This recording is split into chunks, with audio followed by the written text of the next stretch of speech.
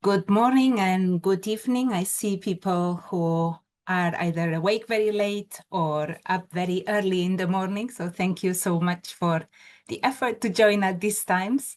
My name is Adelina Comas-Herrera. I'm the director of the Global Observatory of Long-Term Care, and it's my pleasure to welcome you to this webinar on making quality visible. I'll very briefly introduce the observatory. Some of you may have heard this before, but we'll also let you know about our next webinars, which hopefully will also be exciting for you. Thank you. So very warm welcome. Just to tell you, the Global Observatory of Long-Term Care is a platform for knowledge exchange in long-term care. The idea is that we can learn from each other, both from research and practice. And it's open to everyone who wants to share and learn their work on long-term care. The way it works is that basically it's powered by your knowledge and what you want to share. So we have the webinars like you have today, which are organized by the different interest groups of the observatory. And then we also have long-term care system profiles, blogs, and we're also gradually developing a library of methods guides and topic guides. We are also growing a database, so we are taking in publications, your expertise, research projects, and a growing collection of webinar videos that will also mean that we have all this knowledge to be able to access, and it's all organized and around topics, methods, and countries, so you can search the resources in the observatory. Just to let you know about our next webinars, we have one next week, which is on the social care reform in England. We haven't had a reform for many years, but we've been talking about it nonstop for about 20 years at least. And we're going to think a bit more about that and where we're going. We will have one in September on future-proofing the workforce, exploring the skills needed for long-term care. And one from the course experimental methods groups on the effect of China's integrated medical and social care policy. And there will be a few more that we'll be announcing in the next few days, but we're really pleased to have this growing collection of really great topics coming. And today we're focusing on quality, and I'm delighted to hand over to Henk Nies, who's going to introduce the Quality Improvement Interest Group and today's webinar. Thank you. Good morning, everyone. Welcome to this webinar, and welcome also to the Quality Improvement Interest Group of the Global Observatory.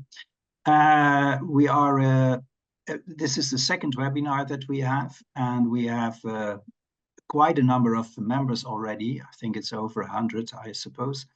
And we are trying to organize webinars, knowledge exchange, etc., about how we can improve quality in long-term care. And that is a huge challenge in these times. So we are looking at the various aspects of what quality is, how you can see quality, how you can register, how can you monitor quality. So we are looking at the perspectives of quality improvement from various points. And we are also looking at the transforming paradigms that we see in quality, in thinking about quality and thinking about what long-term care is and where it should be all about. So that's the common interest that we have. We are planning to organize approximately 4 webinars a year.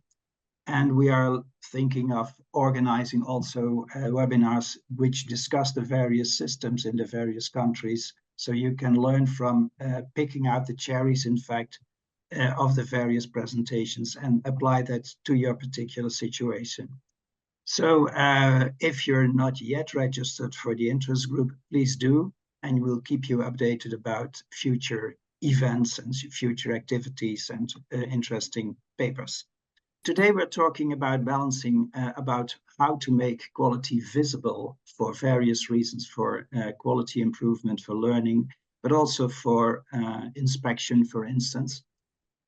And we have 3 presenters after me, and they will, so you've could read that in the program. We will talk about it later. But why did we choose this topic? We are looking at the paradigm shift that is ongoing in Europe. And what we see is that we are thinking differently about equality. And in this webinar, we would like to discuss these changing paradigms and how it impacts for making quality visible by indicators, by narratives, or other means, and how we should apply the frameworks, the regulatory frameworks, how they can support quality improvement based on data that we have, because indicators and narratives can be seen as data. And we hope that we can also learn in this webinar from each other to how to contribute to high quality care. What's interesting is that the WHO recently published a document on quality in long-term care, and it makes very explicit what the values are and how WHOs see these values. And WHO is now having activities in various countries to implement thinking and instrumentation of this quality framework. And of course, it will be worked out and will be elaborated differently in the various countries that we have across Europe, but also internationally. It's WHO Europe, I should say. And we hope that this is a sort of a stimulus to rethink how we look at quality and quality improvement. To speak a little bit in more detail, I'll tell you in a few words how we work on this topic, how our experiences are with quality improvement, but also quality frameworks in the Netherlands. I'm living in the Netherlands. I was member of the Quality Council of the Dutch Healthcare Institute, and that's a council which gives guidance to quality standards and quality frameworks. And I was very much involved in the first quality framework, in one of the quality frameworks for nursing homes. And what we see in our country is that we are looking differently to people who are living in long-term care, who need long-term care, who receive long-term care at home. The title of this webinar says it's about patient outcomes, but we don't say patients anymore. We speak about clients, and later we talked about persons. So in the terminology, you see that there has been a shift in how we think about quality improvement and how we think about how we look at people who are using long-term care. It is more person-centered, as I said.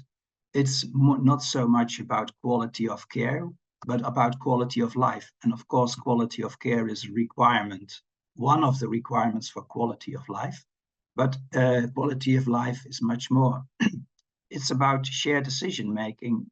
The person, the people in the next of kin professionals, they are together deciding. Where it used to be that the doctor or the nurse knows best, it is now together we know best. Quality is seen as a normative concept. For what quality is for one person might be something different than what quality is for another one. And quality in one country might be different from quality in another country. So it is subjective, but it is also objective. You can speak about it also in objective terms. So these types of thinking were underlying the changes that we have seen the past decades in how we look at quality in long-term care. And new questions that we ask is not what's the matter, but what matters to you, what is important to you. And we're not only speaking about good care is not only adding years to life, but also adding life to years. And I assume that in most countries, this type of discussion is ongoing, and this is the paradigm shift. Well, that has implications for how we look at the quality in monitoring quality and making quality visible. We have seen, say 20, 25 years ago, we measured quality at national levels by quantitative indicators. But the disability sector, the services for people with disabilities, were the first one who refused to work according to these measures. They said it's too much laborious, there's too much delay in reporting, it doesn't give any information which is useful for improvement. Care workers felt alienated because they filled in some questionnaires and never heard something back of it. And if they heard something back, it was in terms that they didn't understand. And after this disability sector, also nursing homes followed in sort of being very reluctant to use quantitative measures of quality. In 2017, a new quality framework was introduced. And I also show this because maybe the people from Ireland may recognize a little bit of it. The idea of this quality framework was sort of borrowed and adapted from the Irish one. So it sort of also demonstrates that it's very useful to exchange between countries and to pick out what is useful to you. But we adjusted it to the Dutch context. It has about 8 fields, and it's about person-centered care. It's about life and well-being, safety, which is still an important issue, learning and improving, that are the fields that are explored in the primary care process. And we looked at conditions, or we said you should be clear and you should make visible the conditions for under which you can improve quality. That's about leadership. It's about the norms for staffing. How are you staffing? And that's not a national not a national standard, but that's a sort of situated standard. How do you see when you have enough staff for the residents that you have, for the dwellings in which people are living, and for the conditions that are there? It's about use of resources and use of information. And within this framework, there was quite some choice in what instruments and what measures organizations could use.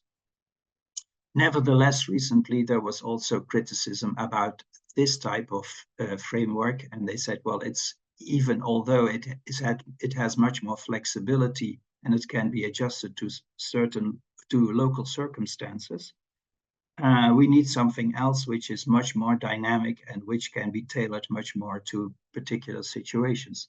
So since July last year, we do have a quality framework for, I said, long-term care, but in fact, it's care for older people, both residential and care in the community.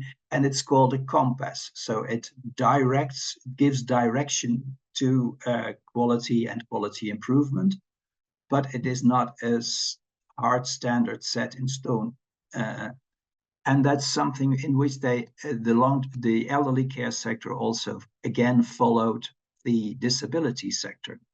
They were earlier with having such a compass and with having a more adaptive and adaptive system. So what is important is that where we used to be very much regulating and setting standards, and this is right and that is wrong, it's now much more we are moving towards a movement of learning and improving.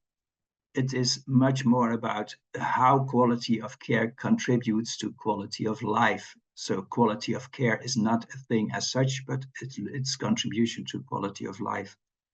It is flexible to individual differences and situations, and it emphasizes autonomy, social relationships, and well-being. It defined 5 building blocks. It would go too far to go into detail, but the idea is that instruments are provided. People can choose from instance, but organizations have to make visible how they are working towards these various aspects. So that's again a new challenge also for regulators, for organizations themselves, how they can report, how they can make visible that they work towards quality improvement. So that's very briefly the story of the Dutch quality improvement of the last, say, 25 years. And I hope it gives some idea about how you can look at quality from a dynamic perspective.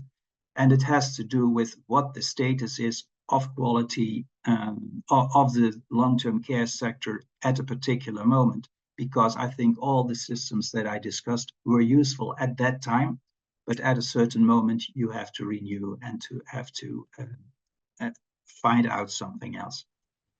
Well, thank you very much. And I'll go back to Bellis van den Berg, who will be sharing the meeting. Thanks, Henk, for this introduction. There is one question from Janine Charlie. Would you like to elaborate on your question? I was just wondering, looking at that model, there looked like there was no norms for like staff education or quality. And particularly here in Australia, that's probably one of our biggest thing now is building a more educated workforce when it comes to long-term aged care. And I just thought that was missing from that Dutch model, if you had any thoughts on that. What particular do you mean? Oh, where were we? So it was kind of like that Irish model that you were showing. Yeah, yes, that one there. And while there was norms for staffing, but there wasn't really anything around education for staff or how you would define a quality staff member. It's here. So learning and improvement would go in there. Yes, that's a category in which learning and improving takes place, and how organizations are working towards educating, towards reflecting, etc. So that's in particularly there, which is one of the weakest points in many cases. Yes, I think across all of them. Yes. Yeah. And I think there was one norm about they should spend about 3% of their budget on education, for example. Yeah. So there were some norms, but it was not very strict. See, I think, and I think this comes from a different perspective. I was looking at that as like, that it's education for the people, not necessarily the workers. Like that was like that lifelong learning that like we're putting budget towards that. And I was like, oh, that's really good that we're budgeting for lifelong learning now. But no, that's for staff. It's interesting to have this quantitative indicator. So maybe this is a nice bridge to the next presentation. Yeah. I would like to introduce Mirsha Podru-Govak. He will share his insights from his research on the use of quantitative indicators in different countries. So, Misha, I will give you the floor. Thank you. So, I will speak briefly about the use and nature of clinical and safety indicators in long-term care. As Bellis just said, my name is Mirsha Podru-Govak. I am a public health specialist working at the National Institute of Public Health in Slovenia. And what I will present is mostly research that I have been doing as a PhD fellow at the Amsterdam University Medical Center. So to explain this first slide, perhaps I should give just a little bit of background considering what Henk just said. Our frame of thinking in thinking about performance indicators was in the context of think about the healthcare sector and the OECD, the Organization for Economic Cooperation and Development. Some of you, to the extent that you are familiar with the healthcare sector, may be familiar with Health at a Glance, the publication of the flagship publication of the OECD, which is really based on indicators which are compared across countries. And for example, within that context of the countries that are members and involved in such measurement at the OECD, the question was, can we find indicators that can be used for international comparisons also in the area of long-term care, since this is becoming more and more important. So the question that we set out with this little bit of research to answer was, what are the performance indicators used in long-term care? And I will explain a little bit more about the approach, but what I wanted to stress is that we looked at what is actually regularly collected by countries. So it's not an overview of the indicators that are out there that have been developed within, for example, ad hoc in-depth research and so on, but really what is regularly collected, which tells us something not only about what the countries, or because in some cases you have federal organizations, so it's not countries, it might be regions, states, provinces, so subnational jurisdictions. So the question was, what countries or subnational jurisdictions found important to monitor, but also feasible to monitor in the given situation? So what we did first was a literature review. It was set as a scoping review, so many papers that came out, but only a few that, as usual, were included in our research. What is interesting and what I would like to point out is that in the end, we did have 40 papers to base our work on, but these really were used more for their referencing systems of monitoring through indicators used in different countries, or again, subnational jurisdictions. But then we went on the web pages of those national, subnational organizations and looked for the indicators, as there we found more up-to-date information. And indeed, the main source of information that we got was online. Yes, partly through those 40, through the references found in those 40 papers, but mostly looking systematically at 43 high and middle income countries. On those, in those high and middle income countries, we searched for the for the websites of the Ministry of Health, of Social Affairs, for the Statistical Office, and through that looked for the organizations that were responsible for either quality monitoring or long-term care in each of those countries. And then through that, looking at whether there are performance indicators or quality indicators being monitored. Why 43? This is a collection of the OECD countries, of which I believe there are 35 or 38. To those, we added those countries in the WHO Europe region, which reported at the time, a recent survey that was done, that they do have databases on long-term care. We felt that high and middle income countries are the ones that are most likely to have sufficiently sophisticated ICT infrastructure and data collection system to have sophisticated indicator monitoring.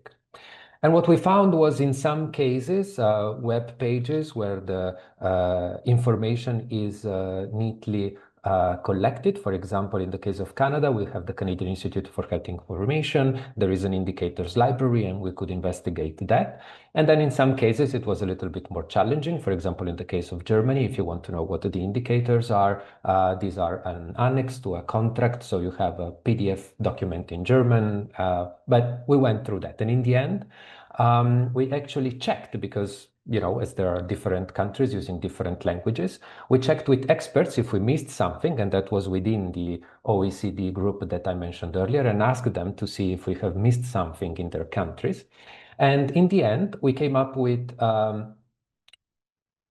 long-term care performance indicator monitoring system that were found in 24 countries. Since in some of these countries we had subnational monitoring systems, so regional, province level, and so on, in all, we had a list of 29 indicator sets and a total of 620 indicators that were found and considered in our analysis.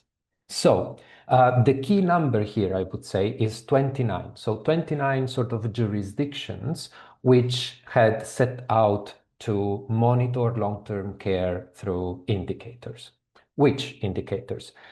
Here is a list of the most frequently used indicators. You have pressure ulcers, falls, probably unsurprisingly to you, use of restraints and pain, and then other indicators. When you look at the number, I mentioned 29. This is our reference number. So 16 long-term care monitoring system out of 29 measure or have an indicator for pressure ulcers. Some have more than one.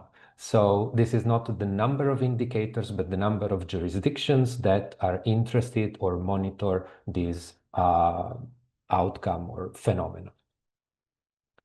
But it sounds as if there is some congruence in what countries are interested in. But when you look then at the definitions of the indicators, these vary quite a lot. This is the example of falls, for example, in Canada. They're interested in the percentage of residents. So again, we're talking about long-term care facilities, actually, who fell in the last 30 days. In Luxembourg, it's in the previous year. In Sweden, it's falls that led to injuries. And in Germany, is falls with serious physical consequences. So they are interested in the same phenomenon, but the definitions are quite different.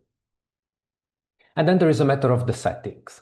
Long-term care, as you probably are aware, are organized in very different ways in the various countries. And so when you monitor indicators, the question is, in which settings are we monitoring this? Most basically, residential long-term care. And this is indeed all of the systems had some indicators related to residential long-term care, about half home care, and then there are the other settings that you see here. But again, are the settings comparable? I will not bore you with the different definitions, but here you see, for example, the long-term care hospitals, which are something that exists as a category or in some countries. In our case, we found it in Korea, found them in Korea and the USA. And then, for example, in Israel, they monitor performance in long-term care geriatric wards and long-term care mechanical ventilation wards and rehabilitation wards. So again, when we are talking about, for example, long-term care facilities, we're talking about very different things. And perhaps something also to mention, home care, where sometimes it's difficult to distinguish in what is being monitored, what are long-term care, home care services from what is commonly called district nursing. And so something that is not specifically dedicated to long-term care, but actually provides long-term care services. So we have differences in the settings, differences in the definitions, but also differences in the reliability of the indicators that are being monitored. And here I'm referencing a study that we did when we compared how through point prevalence approaches, pressure ulcers are measured in different monitoring systems. And here for reference, I would draw your attention to the HALT study, which some of you might be familiar with. So this is a study actually more interested in infections in long-term care facilities. It's coordinated by the ECDC in Europe, and it's repeated every few years. I think now they're discussing the third wave. When we compared the various measurement systems, what we found is that there seems to be a trade-off between scale and reliability. If you want to have many countries to compare with, then usually you have to be a little bit more lax with the rule of what needs to be measured. And this then impacts the reliability. In our case, for example, talking about pressure ulcers, all of these systems, even though they used the same definition of what a pressure ulcer is. You might be familiar with the fact that there are guidelines on pressure ulcers, which are internationally agreed. So there is a Pan-Pacific American European organization that agreed on the definition of pressure ulcer, and these are used by all 4 of these systems. And despite having the same definition, not all require head-to-toe inspection, and all require the inclusion of grade 1 pressure ulcers. But again, the literature tells us that if you don't have specific training on that, then the reliability of your findings might be very variable.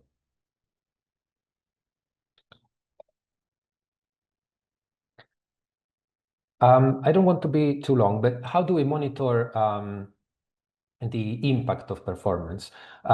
Traditionally, there is a selection and a change pathway to which I add the reputation pathway, what I add from the literature. And so the selection pathway requires excess supply. So if we expect that people are going to choose with their feet based on the results of indicators, we imply that there is a choice. And in many countries, there isn't an excess supply. People are in waiting lists for example, nursing homes or other long-term care services. So this in many contexts does not work.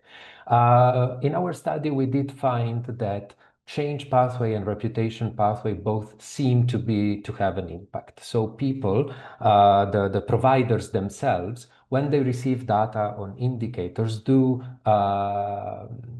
we see a change in the trend of that indicator. And if that doesn't happen when the information is provided privately or when awareness campaigns are started, then it seems to be jump-started by the publication of indicators, again, probably because providers are concerned about their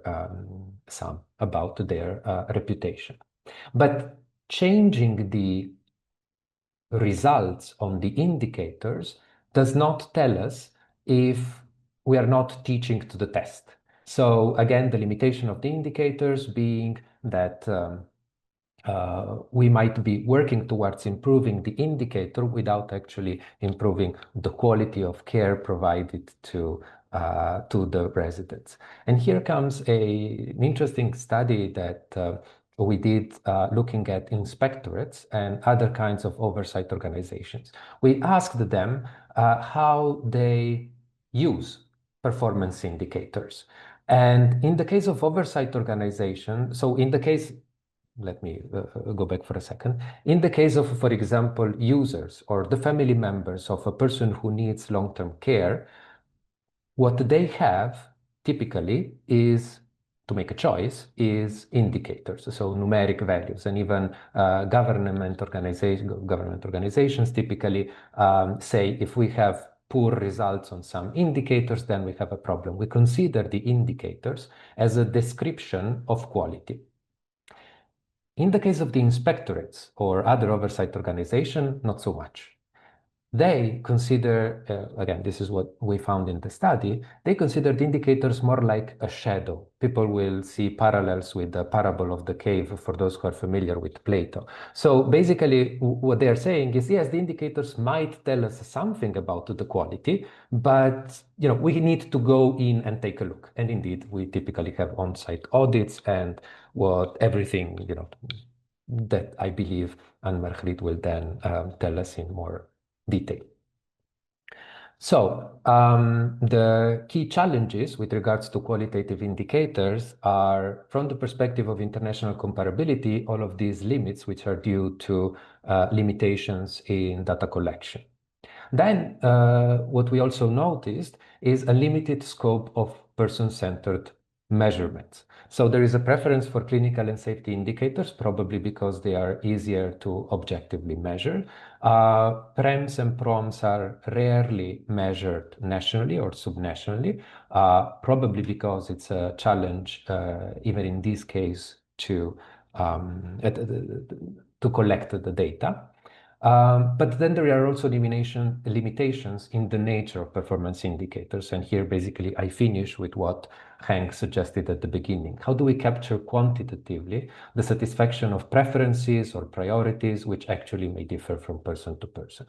And so with this question mark, I end the presentation and give back to Belis. Thank you, Mircea. I wonder whether there are questions.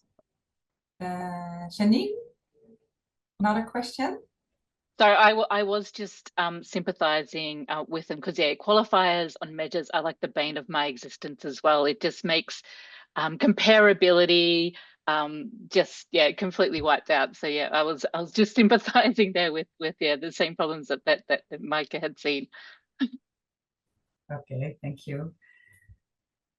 Yeah, actually, I have a question because you said inspectorates use these indicators as a shadow or see them as a shadow. I think in the Netherlands, we use these indicators also as a risk, sign of a risk, to choose which locations inspectorate should visit. Did you see this phenomenon also in other countries?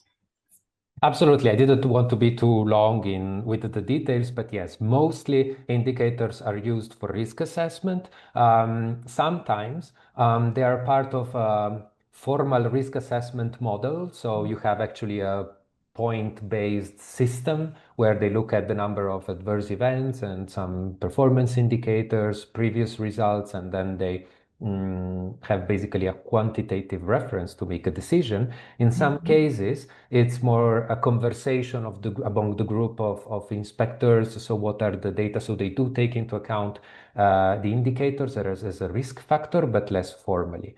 However, it's not just that. It's even when audits are done on site, the auditors ask, so, show me the indicators that you use to monitor this and that. And if they see that, for example, the results are poor or not convincing or not what they would expect, again, in my experience, or what we found in the interviews is that they wouldn't say, oh, you're doing very badly here. They would say, so, what's going on here? Let's see, and go in depth into the situation, trying to understand it. Yeah. And Stefania. Thank you so much. That was really impressive. It will take me a while to process all of it, but a couple of things, I don't know if comments or questions. So one thing that jumped at me, and I particularly appreciate in your work, that you're very open and honest about how, what are the challenges with the indicators that we tend to consider are objectively measured, as opposed to the prems and proms, which we are always discussing.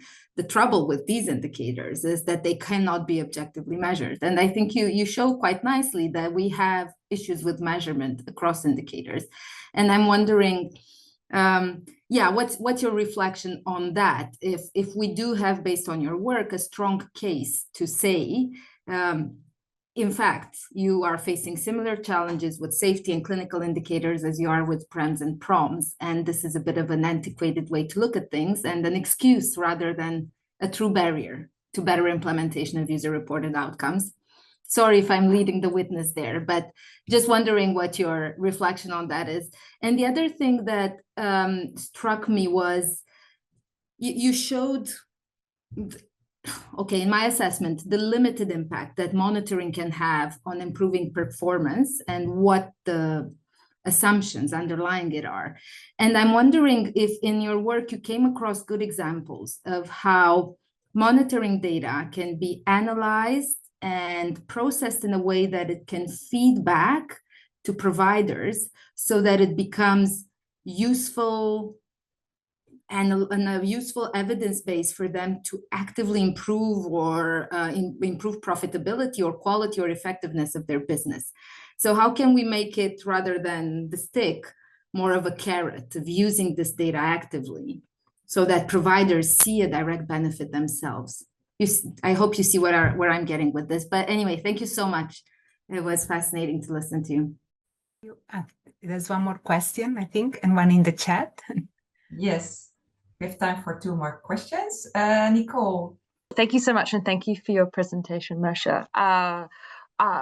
The point I probably wanted to pick up on was you raised perhaps attention around the comparability and reliability between countries. And I think this issue, I was reflecting on this issue also in Henk's presentation as well. I was wondering if you could reflect on the nature of that tension when we get down to, say, the level of, say, individual providers and service providers, and the ambition or not that may exist within different jurisdictions to develop measures that allow for some comparability between services versus a recognition of what might be more relevant in different sites. Yes, thank you. I think if I can just jumpstart with the answers to this and the previous question, because it was linked to what Stefania was saying. So if I got a step and a half back to what Stefania was saying. So what is the use of quantitative indicator? Indeed, I think it's the heart of the discussion that we want to have today, and Anne-Margriet will have, I believe, a fantastic alternative to or addition to present. The question is, are quantitative indicator a necessary but not sufficient sort of set of measures, or are they a misleading sort of set of measures that we should completely abandoned. I'm leaning more towards the necessary but not sufficient. But yeah, I mean, I'm interested in hearing what the people say. And then it goes back to what you, Nicole, were saying about the context, in the sense that one thing, it's international comparability. When we have so different long-term care systems, such huge differences between providers, or when we are within one country where it's the same long-term care system, and hence you might have comparability between institutions that otherwise you don't have if you try to compare your institution in one country with another institution in another, which has a different set of users, patients, residents, whatever they are. So there is that issue. But then again, in a context where the systems are sufficiently similar, then I assume, I expect narrative approaches and other things that Margriet will explain come into play much more likely than in an international context. I think that this issue with comparability is precisely the reason why we see indicators that are focused on the clinical, on the safety aspects that are somewhat easier to measure. Then the question is, again, is this telling us something at all? And here again, I would say yes. On pressure ulcer, yes. On the use of restraint, yes. Is this sufficient to say whether a long-term care provider is good or bad? No, I wouldn't go that far. Yeah, and in terms of impact, here I'm responding to Stefania as well. So we did this study on the impact of public reporting of indicators in Canada. And what I saw was that there was an intense campaign before data were made publicly available at the level of institution in different provinces in Canada at different times, but at around the same period, on the use of antipsychotic with persons who do not have a diagnosis of psychosis. And you see the trend, a fantastic trend of decreasing use of antipsychotic. And so it was basically an awareness campaign. I'm not aware of specific incentives, pay for performance or anything like that. It was really just raising awareness on the issue. But then also it seems that there were some, not specifically on these indicators, but on all of the indicators, what we found is that when the indicators, performance indicators in long-term care were made publicly available at the level of institutions, the biggest improvement was seen with those that had the worst results. So, at some point you might have the laggards that need some additional incentive to improve. The risk is, and this is what I pointed out, that there is some teaching to the test, some sort of, okay, so if that's so important, then we'll do what we need to change the indicator, but perhaps not necessarily the quality of care. We have time for actually only one short question because we have two other very interesting speakers. I will ask Brent for a short question and then we turn to Anne-Margriet. Otherwise we run out of time. Okay, thank you very much for your interesting presentation. I had a question about this comparability between countries. Do you know of any initiatives who are working towards harmonization of these definitions? Like in the hospital sector, you have ICHOM, the International Consortium for Health Outcome Measurement, who has been working on standardized outcome sets for, clinical diseases. Whether there's such an initiative for long-term care to harmonize such definitions? Yeah, well, the most important example of a very sophisticated system internationally, I would say it's certainly InterRAI, the International Resident Assessment Instrument, which has a whole set of indicators. It appears that while many countries are picking it up, many countries have decided not to pick it up because it's seen as too demanding, is my understanding. So this is a sort of a strong candidate, but I think it will be a long time before we manage to compare a large number of countries. On a much smaller scale, the OECD, within this group, the Healthcare Quality and Outcomes Working Party, is trying to work on harmonizing definitions of individual indicators. Currently, we are a member of that group. We are working on faults, I believe. Okay, thank you. Thanks. So I will now introduce Anne-Margriet Pot. She's from the Erasmus School of Health Policy and Management and will introduce us to the potential of reflexive regulation. Okay, I will try to share my screen. So what I would like to do is to do a presentation more from the perspective of the regulator, also on the quality of long-term care and what it means for regulation. This changing paradigm that Henk already introduced. First, my name is Anne-Margriet Pot, for those who don't know me. And basically my focus has always been on the quality of long-term care, but then from different perspectives. So I also worked as a clinical psychologist in practice, but also worked, for instance, at WHO in the time of the World Report and the preparation for the decade. And now, back in the Netherlands, I work in the Inspectorate and also at the Erasmus School of Health Policy and Management. And I do a lot of research in the field of regulation now, because as you can imagine, quality is not something that is made by one party, but there are several parties involved, including also the Inspectorate. If you do inspection in the wrong way, you can do really a very bad job for the quality of care, and the other way around. So I think that needs more attention than we gave it till now, I think. So that was my motivation to start there, and especially for person-centered care. But I'm aware that maybe not everyone on this call is aware of inspection and regulation.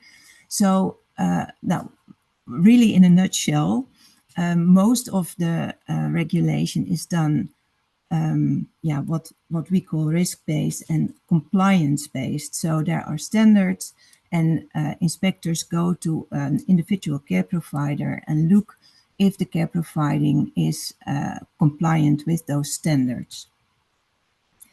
And in the Netherlands, they do that in one day, and I will come back to that later. Now there are different standards, I will come to that, but what I would like to discuss today is that regulation using fixed standards like it's done now on a compliant-based model is inappropriate for assessing person-centered care. And I would like to elaborate a little bit on the potency of reflexive regulation, and then what we so far did on the development of that type of regulation.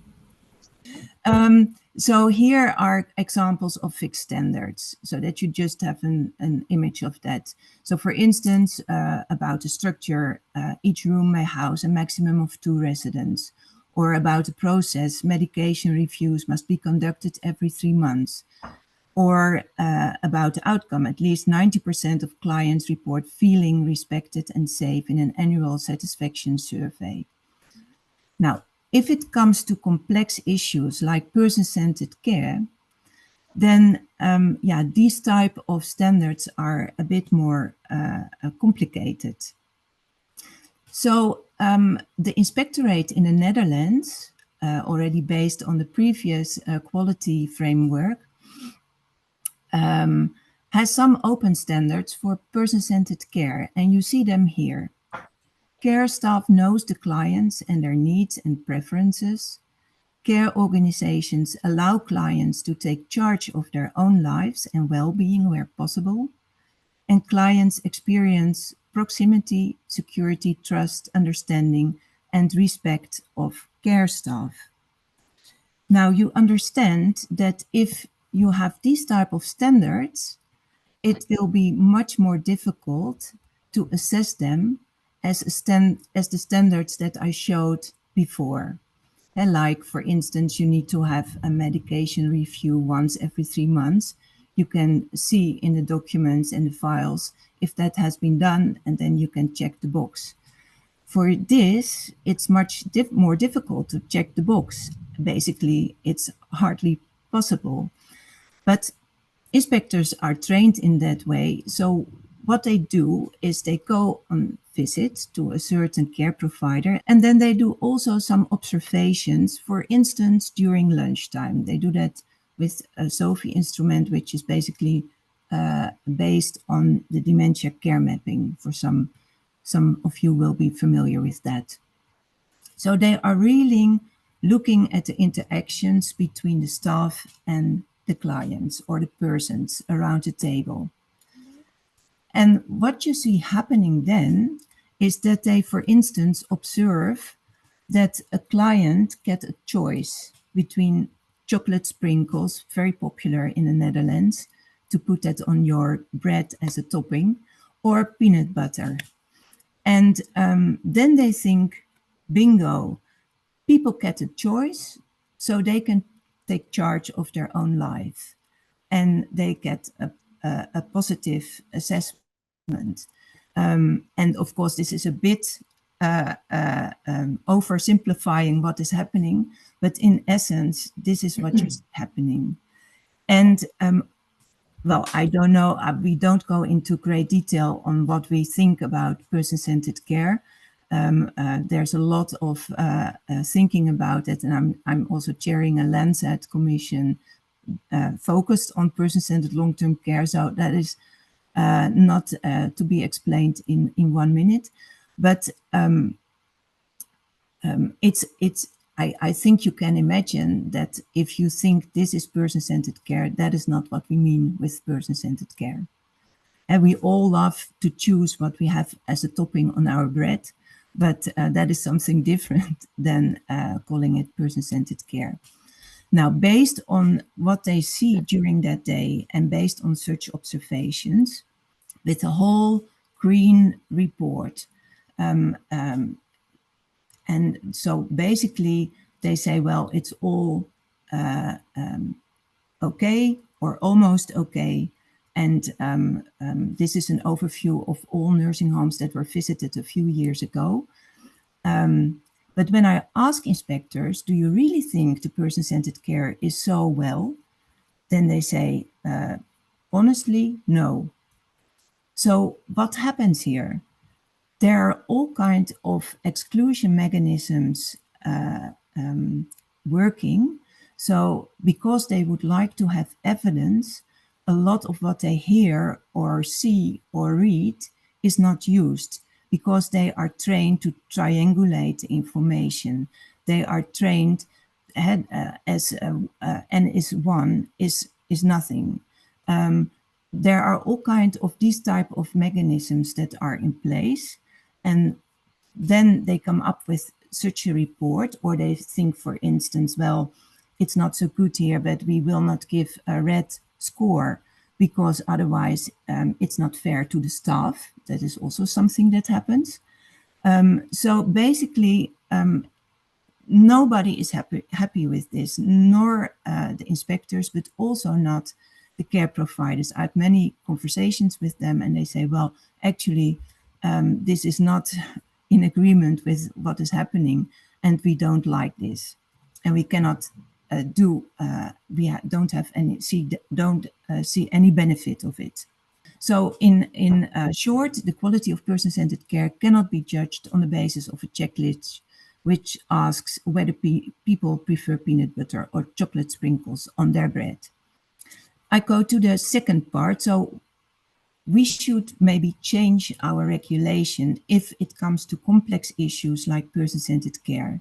So basically what you see now, the current regulatory framework is very top-down, command control, well-defined aims, fixed or open standards that are made fixed for them to assess, and individual care providers. Now, if you look at person-centered care, of course, that is much more complex.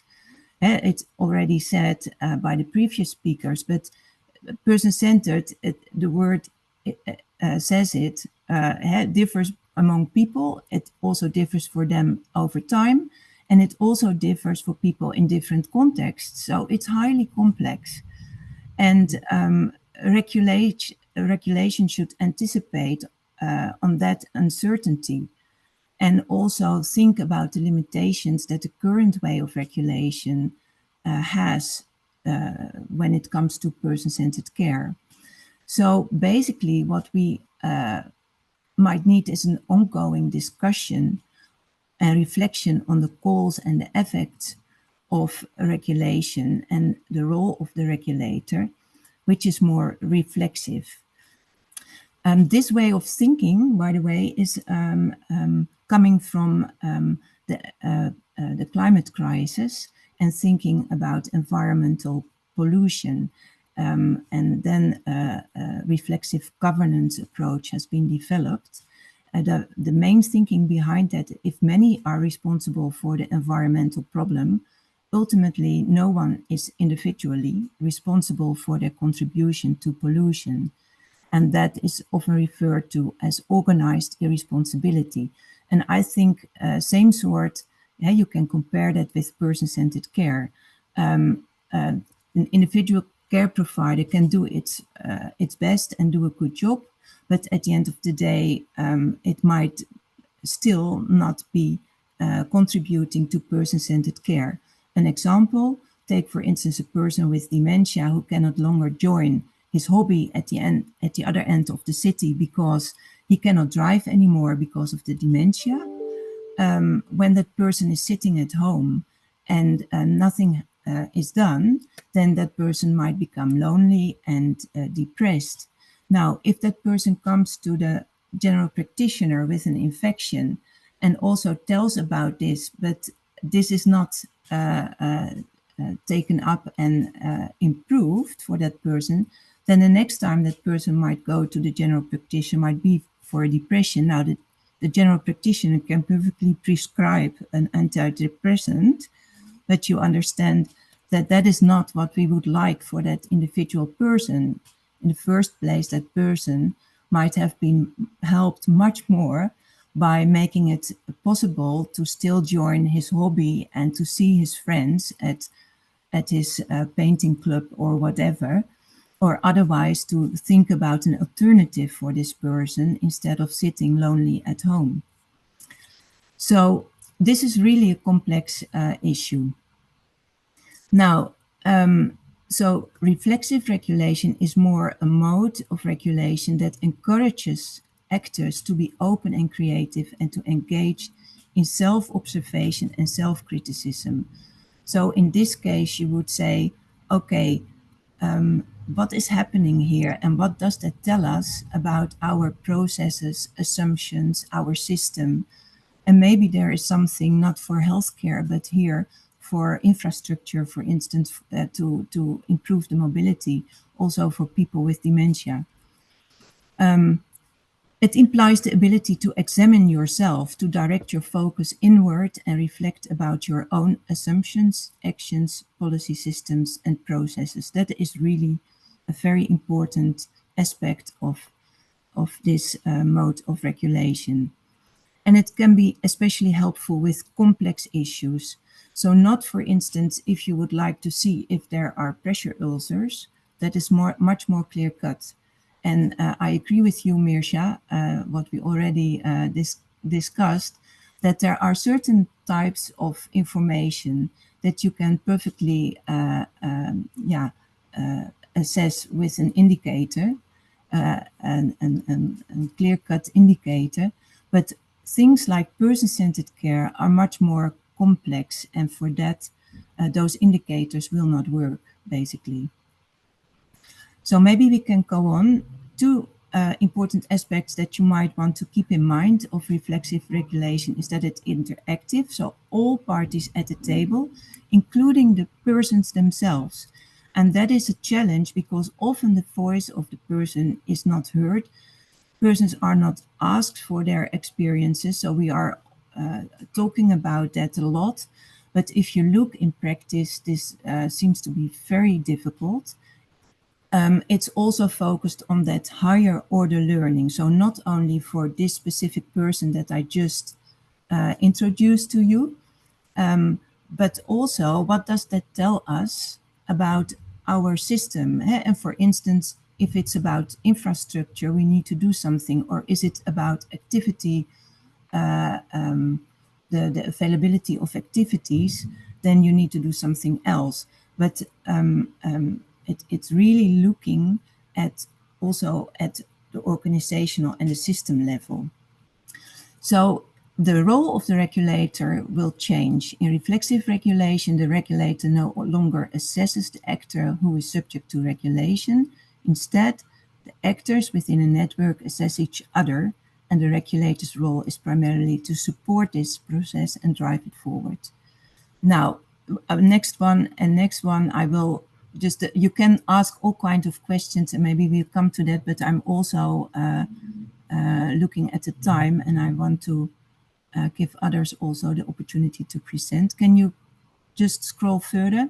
Yeah, so we are doing now a study, the RUN study, reflexive regulation using narrative approaches. So really to get the experiences and the perspective of people themselves, to see if we can, based on that, if we can see if the quality of care can be steered. So if everything is okay, or are there opportunities for improvement, and then it's a discussion with all the involved parties around the table.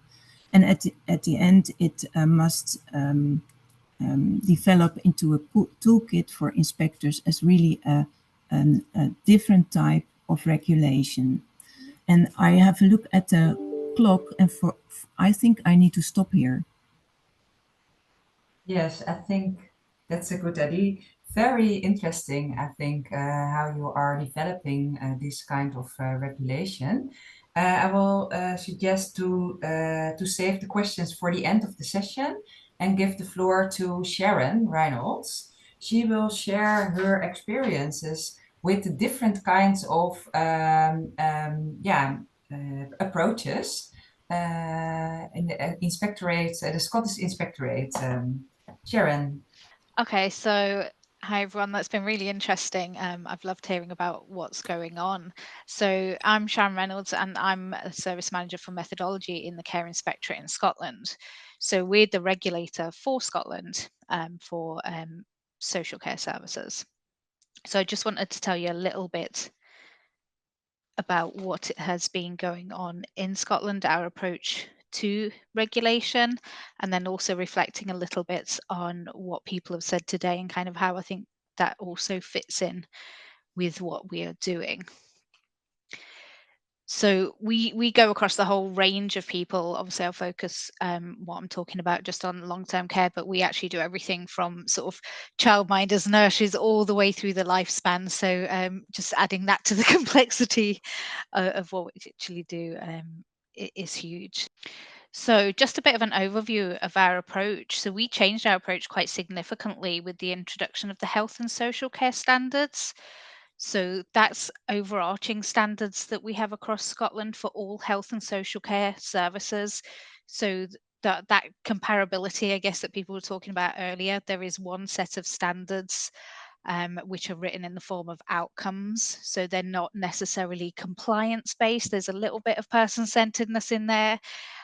They kind of hover a little bit between the two presentations we've seen in terms of what they actually talk about and how they talk about that. And that was quite a big change for everybody in Scotland, that real push towards looking at the outcomes, the experiences, the things that really matter to people rather than maybe more of that tick list, you know, quality compliance, stick and carrot, as we say. It was very much the stick before. Now we say it's we're really trying to dangle that carrot instead. So what we did as a regulator was we used those standards along with the legislation that exists and also good practice, and we brought all those things together to create our frameworks. There's lots of little bits of information in what we call illustrations in our framework, and I'll show you an example of some of those in the next slide.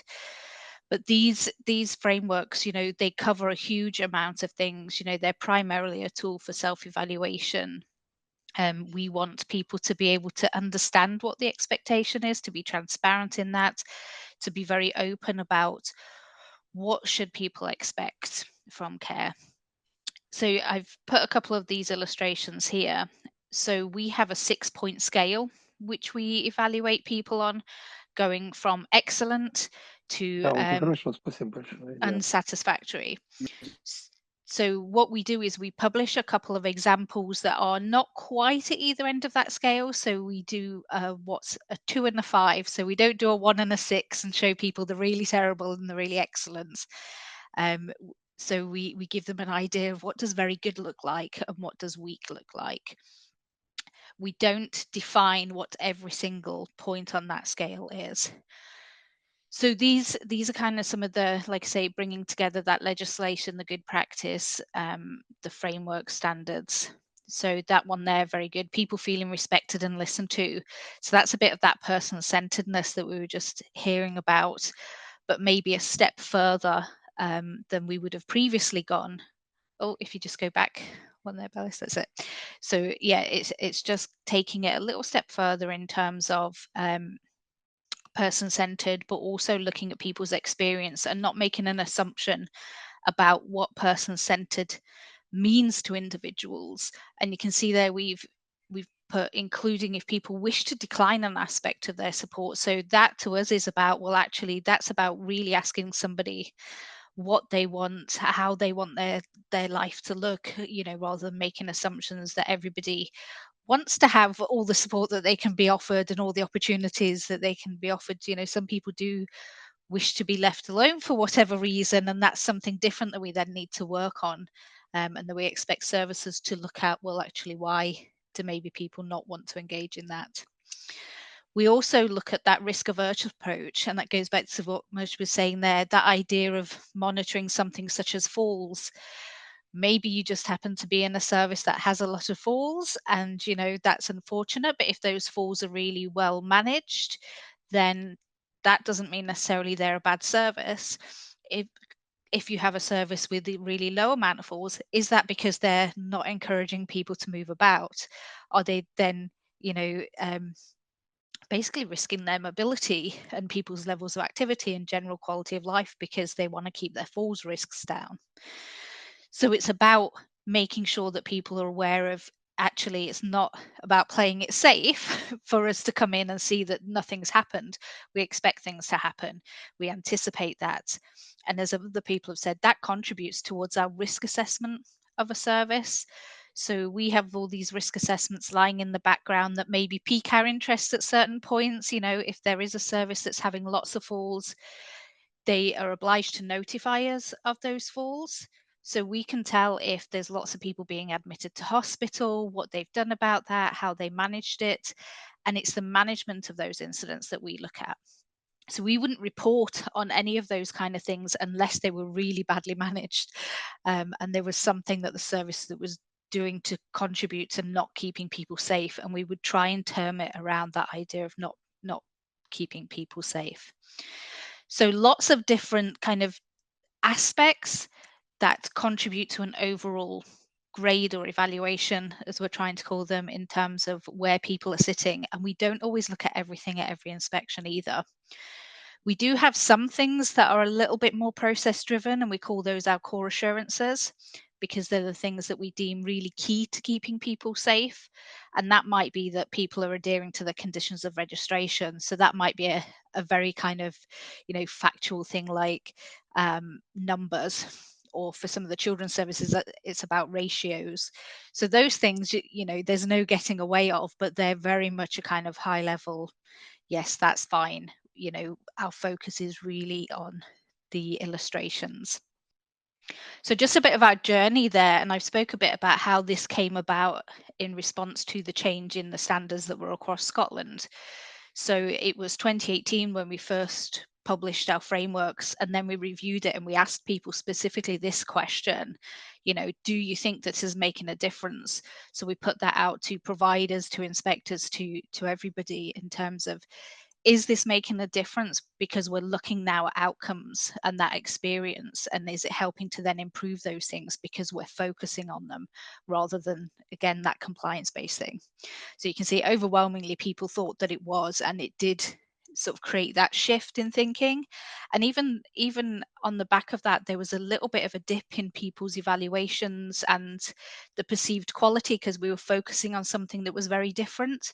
So there was that slight shift when this was all first introduced, but people were very accepting of that because they saw that this was a positive move in terms of focusing on those experiences. We also responded to COVID with a slightly different version of this that made it a bit more tangible, responding to kind of those fears around safety that were there at the time, and also because we had to be very quickly in and out of services. We couldn't spend a lot of time there. When we did this initial review after the first year, people asked us to actually join two of the separate frameworks we had. We had one for older people and one for adult care homes. So that was a lot of mental health services, learning disabilities, addiction services. People actually asked us to join them because they felt that the one we had developed for adult care homes was more aspirational, and they felt that the older people's one also deserved those aspirations in there as well. So that was really good insight for us. Post-COVID, we introduced specific indicators around infection prevention and control. And we also included specific indicators around meaningful connection and engagement. And that's on the back of something called Anne's Law, which has just come about in Scotland. And that was in relation to visiting during the pandemic as well. And we've also, again, we've listened to what people have told us and what's useful. We have electronic toolboxes that are associated with this so people can link to that best practice. And we're just continuing to change them all the time, just continually reviewing and developing them based on the feedback that we get. And as things change, the sector's constantly changing. So just about kind of how we're moving forward with this. And I think some of this links to the presentation that we've just seen around that more reflexive regulation as well. That idea that actually people do need to look inwards and look at their own actions, and services actually need that support to improve, but they are in the best position to be having those conversations with people, to be doing that work themselves. And we want to give them the tools in which to do that. So as I mentioned earlier, our frameworks are primarily a tool for self-evaluation.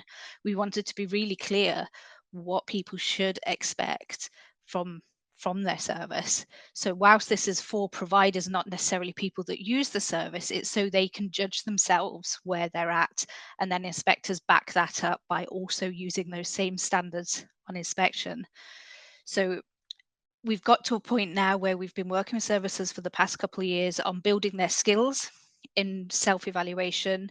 So looking at how can they answer those self-evaluation questions of where are they at, how do they know, and that's the very important one, and what are they going to do next. So the how do they know where they're at has been problematic. And again, links to some of those other conversations that we've heard earlier in terms of how can we measure or evaluate those experiences, those things that are not tangible at all, and they're actually really difficult to put down in terms of evidence. How can we prove that we've done this? How can we show that this happened?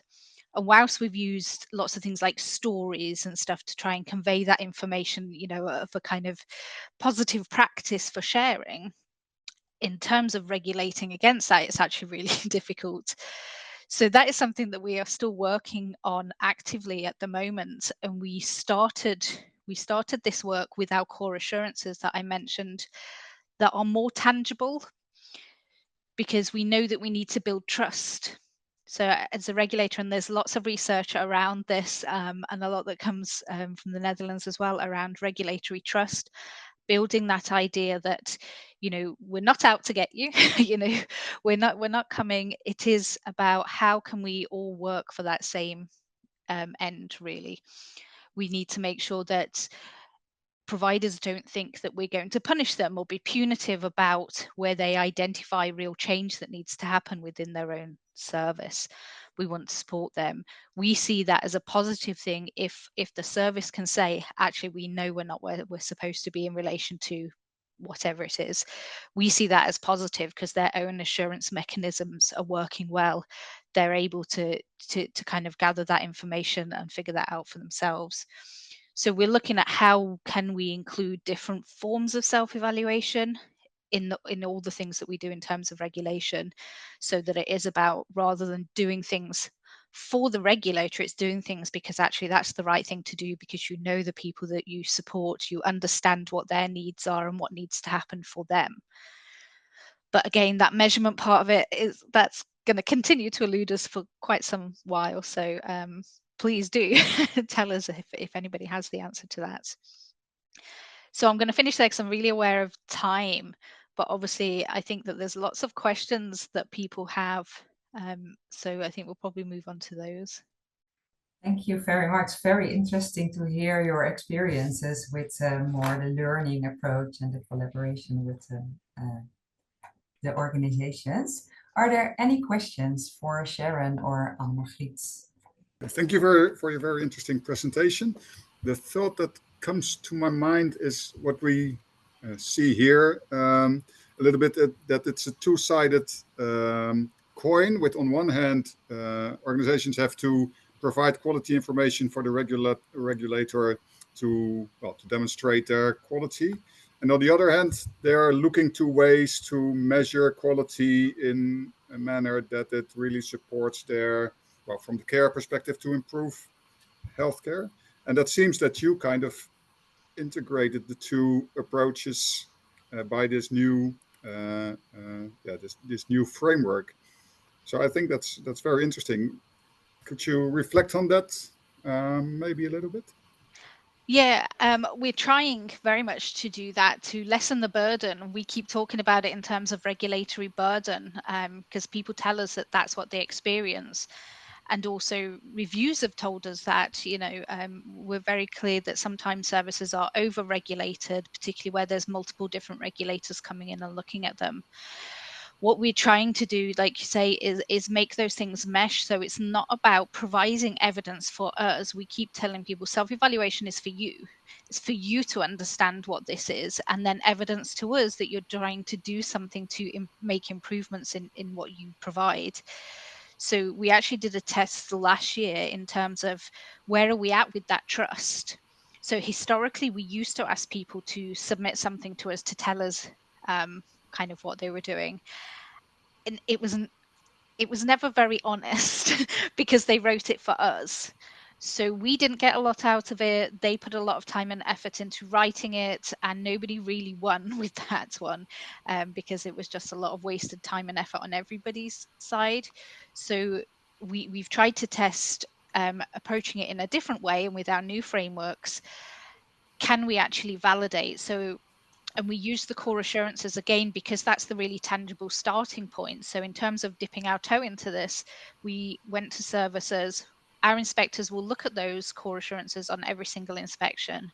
But we also said to services, okay, anybody who we come to inspect, and I think it was within a 4-month period, we will also evaluate your improvement plan based on those core assurances to see if we come up with the same thing.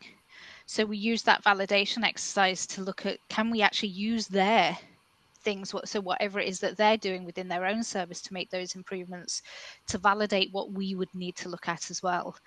And I think because we have that shared framework and that people know what the expectation is, that actually worked really well and much better than we anticipated, particularly for what we would have historically called maybe poorer performing services as well. So I think that was really interesting, and we're continuing to look at how we can reduce that burden but utilize the work that is happening.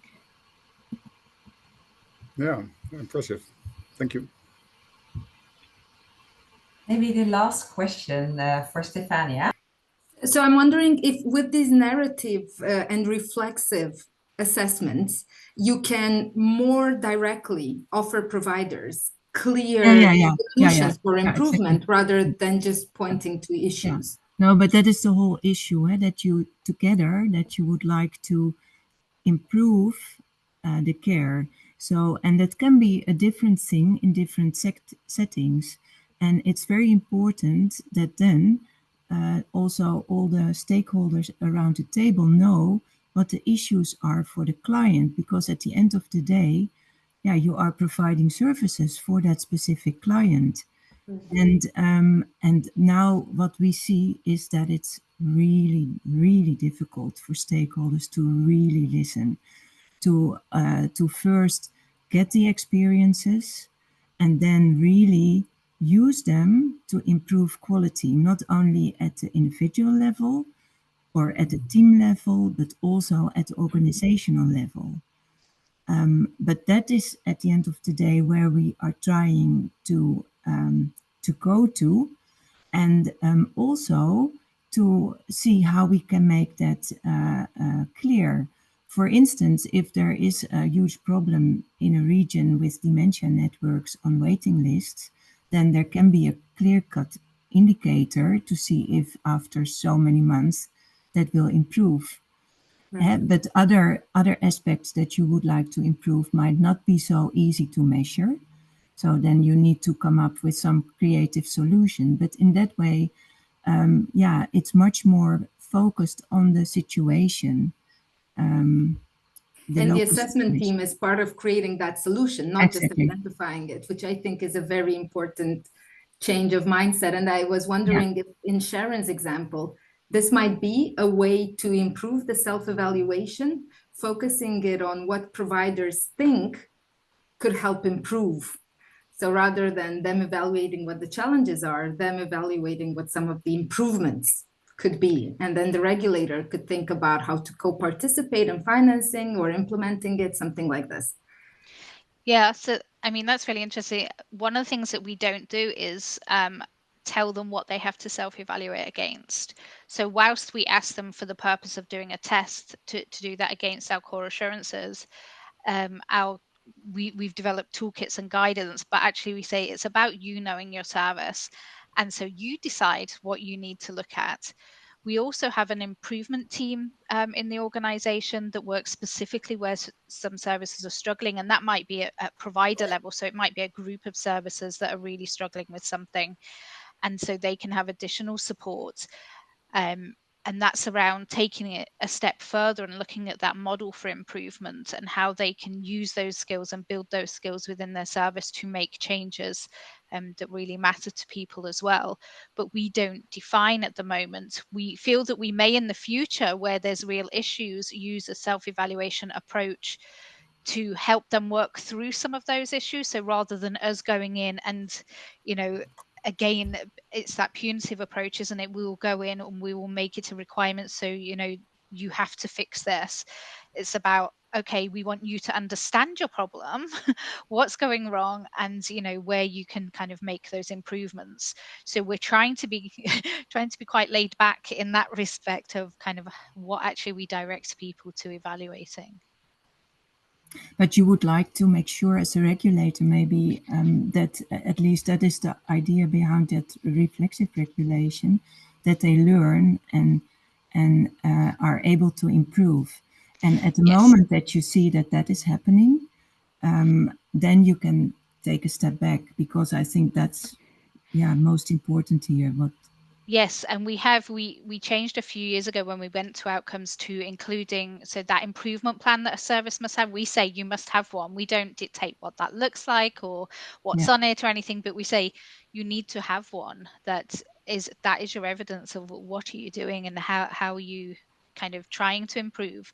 And we also separate services out into better performing and poorer performing, and that also, there's a judgment then on the intensity to which that we actually engage with them on that.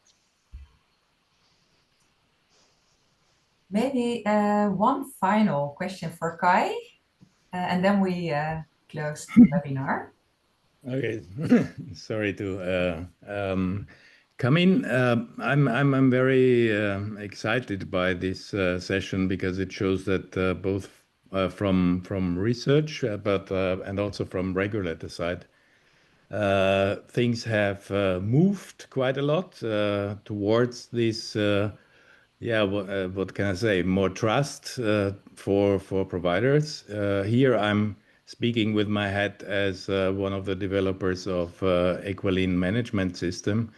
which is a bottom-up management system for long-term care. In the meantime, more than 200 care homes in Europe are using this, but mainly in Austria, Slovenia, Luxembourg, where exactly these components play a role. Self-assessment, but also training, and this was not mentioned yet, because we cannot assume that care workers are they are not trained for quality development, so they need some input there. How to do the self-assessment, what and how to see developments and how to work with these indicators. We heard about the indicators are not objective. They can show trends. But you have to do something with it. And what the do is to improve with all stakeholders. And therefore, you need to train and to involve these different stakeholders. And this takes time. Stefania mentioned it. This is often not seen as part of the work, and I think here we have to work on this.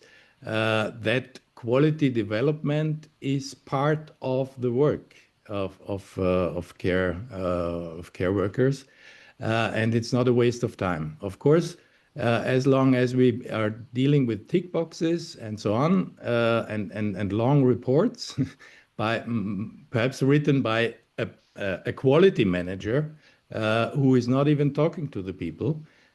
This is the problem that we have to overcome, and so I would like to promote this approach to train staff and to start talking about quality development already in education, and in particular when people are working, and give them the time to do that together with the other stakeholders. I think that's a really good point, because it took us, I mean, over a year of delivering inputs to services to get a format that actually worked. And once we hit that, we were like, oh my goodness, because we thought this is going nowhere. People aren't getting it. What do we do? And we actually took all the language away from it. We took the jargon, we made a really simplified version and put it back to basics, really, in terms of actually you are already doing this. So we also, I think, released some of that burden from them as thinking we were demanding that this new and different thing was in place, when actually a lot of it was things that they already do. They just had no structure and no formality around that they were then able to use that as evidence for how they met some of those kind of, experiences for people. And a lot of the really good performing services, what they do is just by nature of who they are and how they engage and how they interact with people. So for them, they found it very difficult to start trying to put that down on paper in terms of, actually this is what we're doing and this is what we're achieving for that person, and recognizing the good things that they were doing. I think that's really difficult for people. But yeah, we run constant webinars, workshops. We do a lot of that upskilling of the sector. Thank you. So learning is not a nice to have, but a need to have for organizations in long-term care. Yeah. So we ran a little bit out of time, but thank you all for your contributions and the nice discussion. We will share the slides of this webinar on the website of the Special Interest Group on Quality Improvement of the Global Observatory. And we will also share some key publications about these topics in the repository of the Special Interest Group. So you can find some more detailed and background information about these topics. So thank you very much, and have a nice day. And in the fall of this year, we will organize another webinar. So keep in contact, and we will see each other later on. Thank you. Many thanks. Lovely seeing everyone.